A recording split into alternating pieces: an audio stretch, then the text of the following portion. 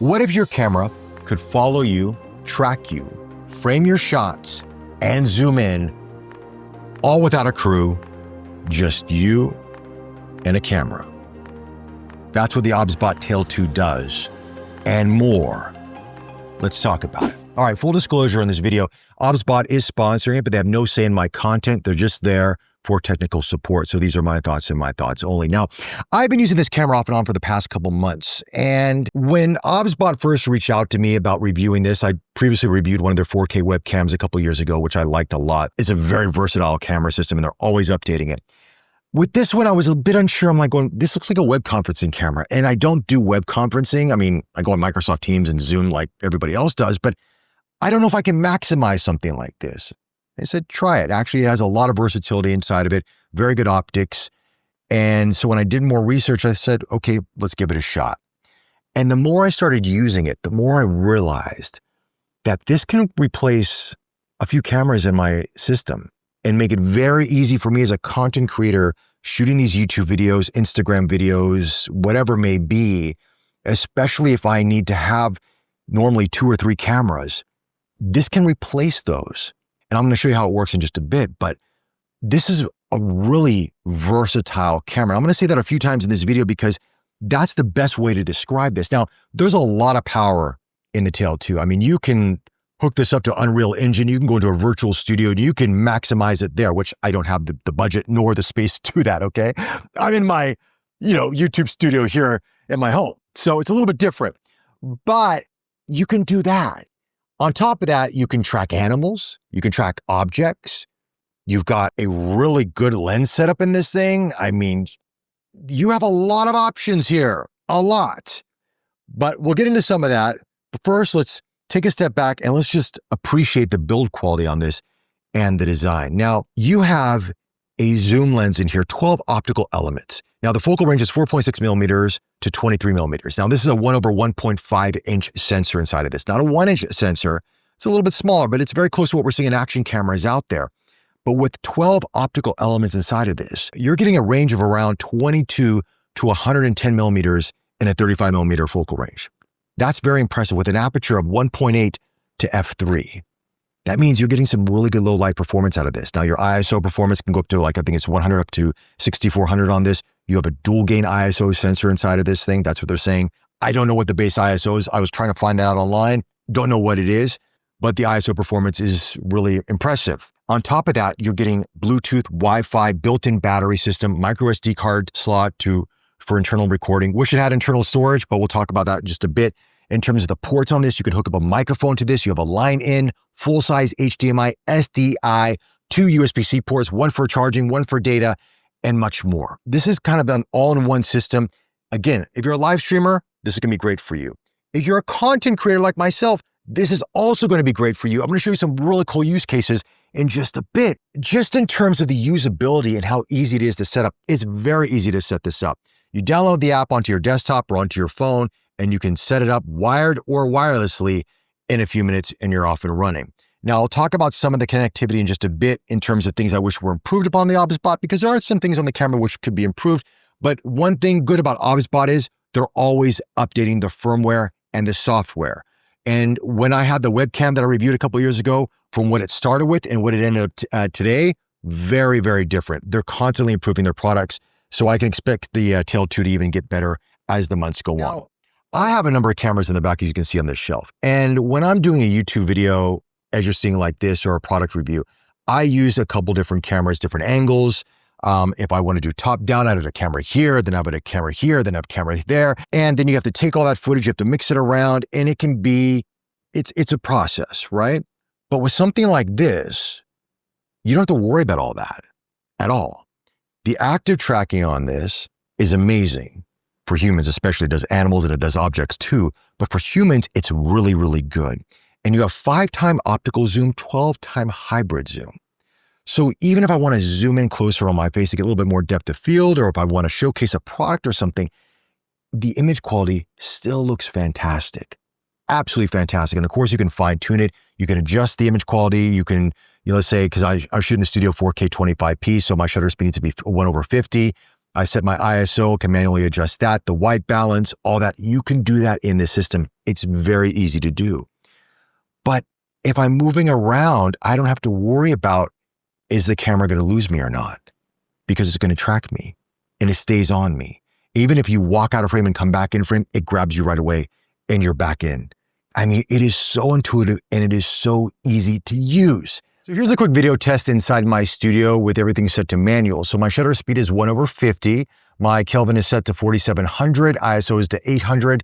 And with this sensor, even though you got a somewhat of a faster aperture lens, you're still going to have to bump up the ISO because currently in my studio with my Nikon Z9, I'm at ISO 400, which you're seeing on the A roll here, but I've got to get it to about 800 to kind of get the equivalent in terms of exposure. Probably even go up a little bit higher, but that's something that you just have to adjust because of the camera overall. But I mean, it's pretty decent. And I think for a lot of people out there, this is more than enough image quality. And the tracking is also really good. Now, case in point, I have got this set to crazy right now. So it is very quick. I'll go to super lazy, which is going to be a little bit slower. So as you see, I move up here. It's a little bit more gradual, come back down. And of course, you can adjust that accordingly. And I've had this set to zoom, so you can actually zoom in on this. But the great thing about this is that as you move around, it does track you really well. And this is, as I mentioned earlier in the video, the fact that it can reframe you, can zoom in, you're always in focus. You don't need to worry about these things, especially if you're shooting content with a B camera, whatever the case may be. This helps out a lot. And by the way, I am recording audio internally with this with the Hollyland Lark M2S. So just to give you an idea, that's what the audio is coming from as well. So back to the review. But one of the cool things about this system is presets. Now, let's say you are doing a live stream, or let's say you're doing content. You go, look, I'm talking about this lens here. It's in front of me here. And let's say I've got my Nikon F6. These things don't match. Just follow me here. It's just kind of an example. I'm going to put my F6 over here in the corner. I'm going to put this lens right here. And what I can do, I can set this up with presets, 3 presets on the desktop. I believe you can do more on the phone app. And then I can actually have it focus on me, focus on the lens, focus on the camera, and I can go back and forth as I want. So if I'm doing a live stream or whatever, like I'm an OBS or even just whatever software, I can just press the preset button. It's going to change, boom, boom, boom, as you're moving around, and it racks focus. Now, again, the focusing could be a little bit smoother. At times it does stutter here and there. It's not 100%, but I'm sure over time, OBSBOT will improve these things. Obviously, it depends on how much light is involved in there as well. There's so much flexibility in this system that you go, damn, man, it's like 3 cameras in one, where this would have taken me a long time to set up. I'm literally off and running in a few minutes. I'm getting really good 4K 25p footage. Again, you can do H.265, H.264 recording. So it's not too bad for what you're getting out of this camera system. It's more than enough for YouTube and social media. I mean, you probably wouldn't notice much of a difference. I mean, you know, granted, depending on how you're shooting and what lenses you're using. But if you need the shot, that's the most important thing. And for something like this, it works great. And then on top of that, I got a top-down setup here.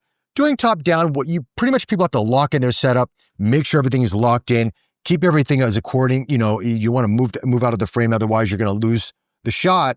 With this, I put up on top, set up active tracking for the object. I can move around. I got my Nikon F6 for example, and I can move around with the Nikon F6, and it's tracking the camera as I'm moving around. I can even bring it up to my eye. It's going to track here, bring it down. Now, again, with object tracking, it's not as fast as it is with people. So it can lose the object if you move a little bit too quick. Now, you can adjust how fast this thing tracks from super lazy to crazy. Now, I love how they put that there. Super lazy is a very slow, but it's still got some movement. But crazy is like, if you just want to go sporadic, it can do that, right? But with objects and animals, it's not as good as people yet, but I'm sure it'll get there over time.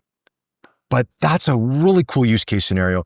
And for me, that someone who wants to do multi-angle, I literally have that all recorded inside here, drop it into Resolve or Final Cut where I'm editing, and I've got my footage. I don't have to worry about it. I don't have to worry about, am I in the shot? Did I move? Did I not see this? Because if you don't have the, you know what I'm saying? All these things come into play, all these variables. I have to put an external display to make sure that I'm in shot, or I don't have to worry about all that. It's going to track me. That's how cool this is. For animals, I'm going to show you for animals. I had my dog, walked her outside with this as well. And with animals, it does a decent job tracking. But with the phone app, I don't know, maybe it was a phone app, whatever the case is, it was tracking her body and not her head. I don't know. And then when you zoom in, it's a little bit off, but it works. It still tracks you. So if let's say you're doing dog training or maybe a dog competition, you just want to track your animal just for fun, just for home video, it can do a pretty decent job. And hopefully OBSBOT improves that over time. With that said, let's talk about some things I wish were a bit improved on this. And again, most of this is software related, so I believe OBSBOT can improve it. With the desktop app, we'll talk about that and then we'll talk about the phone app in just a second. But with the desktop app, once you set it up, the reconnection is it's a multi-step process where I feel like it doesn't need to be. If you already have it connected to your Wi-Fi system in your home, why do you have to keep connecting it again and again and again, or letting it know, yes, that's the Wi-Fi system I want to be connected to? I thought it would just turn on, connect right away. In a couple seconds, you're up and running, but no, it's a multi-step process. So OBSBOT, if you're watching this video, hopefully you can streamline that, make it a little bit quicker and tighter. That would be great. When you record on this, you can do two ways of recording. You can record internally, as I mentioned, to the micro SD card slot here, 4K up to 40K 60. I do 4K 25 to match my frame rate here in the studio. But also you can record to your computer and it just saves internally on the computer, and that's 1080 up to 60p, so it doesn't do 4K. It'd be nice to do 4K, but maybe it's a computer issue, not too sure. But that's something to be had there. I wish there was more presets in the app. There's 3 presets there, but if you go into, let's say, OBS, you can have much more presets. Maybe there's a way to do it. I'm not too sure, but that's something that I did notice there, because if I want to have like more than 3 spots I want the camera to move to, I'm kind of limited from what I see here unless I use OBS, which I don't like to use all the time. Okay, with that said, let's talk about the phone app. The phone app is intuitive, but there's a lot of icons there and you kind of don't know where everything is at. So it'd be nice to have some sort of a tutorial or menu or a little bit, maybe some text there to sort of help us out along the way. That would be nice to have. Sometimes I find myself spending more time trying to figure out how to do things on the phone app than recording, and that's not what you want to do with this. You want to set it up and make it easy and just record. And I believe the phone app could be a little bit more fine-tuned in terms of the UI, but that's just a personal preference. It's not a deal breaker. If I spend more time with the phone app, I probably would understand it. But if you're getting into something like this, you may be a little bit confused on how to do that. So just keep that in mind. But outside of that, I mean, yes, I wish it was a 1-inch sensor. I mean, it feels like the size of this camera, you could probably put a larger sensor in this. That's just me, or internal storage. That would be nice to have. Maybe they'll do that in a Tail 3 or Tail 4, who knows? But I feel like the 1/1.5-inch sensor, while it's good, I feel like having a 1-inch sensor on this, at least, you would even get much better image quality than you currently have right now. Also, I do see that there is some noise reduction coming into play, and it would be nice to turn that off and control that myself if possible. I don't see a way to do that currently in the software. Maybe they can add that in. But again, these are more of a wish list than anything else. But as it stands for the Tail 2, it's a really good device and it works well. And I think the more that you play around with this and the more that you utilize it, you're going to find some really interesting use cases for it that you didn't think about before. Go, oh, I could take this with me as I'm playing paddle and record a paddle game. I could take this with me on a trip. I can be in a studio setting like this and get multiple camera angles. And you can get some really nice images out of this that are going to be great for your content out there. Make your live streaming a lot easier if you're doing that, selling things online. You're going to be very, very happy with what this has to offer. Anyway, guys, those are my thoughts on the Tail 2. Let me know your thoughts in the comment section below. Is this a camera that you're considering? Would you pick something like this up as a content creator? Love to hear from you on that. Like always, like, subscribe. Thank you for the support, and I'll chat to you all very, very soon. Take care.